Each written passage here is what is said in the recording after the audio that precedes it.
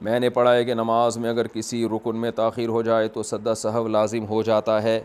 میں کچھ سالوں سے لا علمی میں فرض نمازوں میں سجدے میں سبحان ربی الاعلیٰ پڑھنے کے بعد دیر تک بغیر زبان ہلائے دل ہی دل میں دعائیں کرتی رہتی تھی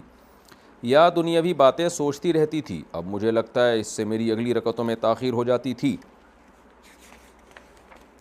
کیا مجھ پر ان ساری نمازوں میں سجدہ سہو واجب تھا؟ نہیں، اگر رکن میں تاخیر کرنے پر میں نے سجدہ سہو نہیں کیا تو کیا میری نمازیں درست نہیں تھیں اور کیا مجھے ان کو پھر سے پڑھنا ہوگا؟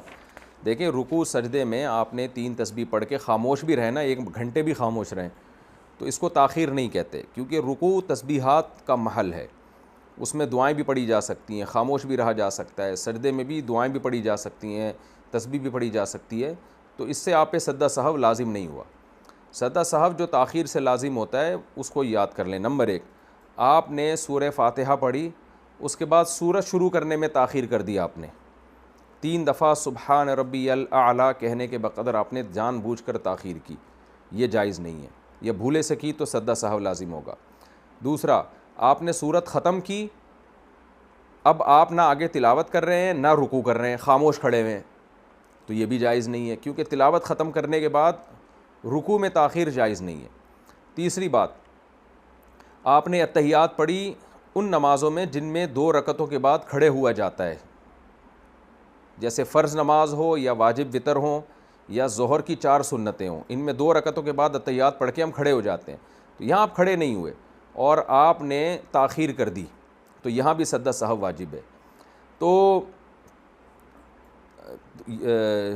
اس کے علاوہ اور کوئی تاخیر مجھے ابھی اس وقت یاد نہیں پڑتا کہ اور کوئی تاخیر ایسی ہے جس کی بیس پہ سجدہ سہو لازم ہوگا۔ مثال کے طور پر آپ نے قومہ میں کھڑے ہوئے اور گھنٹہ کھڑے رہے، آپ وہاں دعائیں پڑھتے رہے یا خاموش کھڑے رہے، تو جتنی دیر بھی کھڑے رہیں گے یہ تاخیر نہیں کہلائے گی۔ 2 سجدوں کے درمیان آپ بیٹھے اور بیٹھے ہی رہے، اگلا سجدے میں بہت تاخیر کر دی تو اس تاخیر سے سجدہ سہو لازم نہیں ہوتا، خوب سمجھ لیں۔ اسی طرح آپ نے اتحیات پڑھ لی اور سلام پھیرنے سے پہلے آپ نے درود شریف پڑھا اور دعائیں پڑھیں اور پھر بھی آپ سلام نہیں پھیر رہے، دیر کر دی، تو بھی سجدہ سہو لازم نہیں ہوتا۔